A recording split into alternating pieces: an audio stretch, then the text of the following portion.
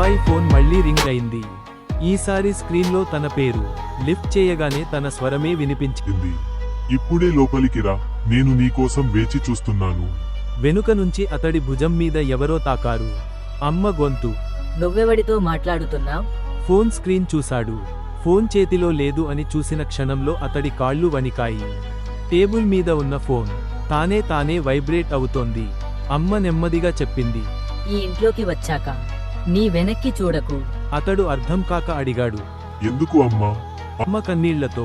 ఎందుకంటే నువ్వు రాత్రి మధ్యాహ్నం 12:30కి ఇంట్లోకి వచ్చావనుకుంటున్నావు కదా. అతడి గుండె ఆగిపోయింది. కానీ నువ్వు రాలేదు. ఆ టైంకి నువ్వు యాక్సిడెంట్లో. అప్పుడే ఫోన్ స్పీకర్లో మళ్ళీ అదే స్వరం. ఇప్పుడు నువ్వు నమ్మావా?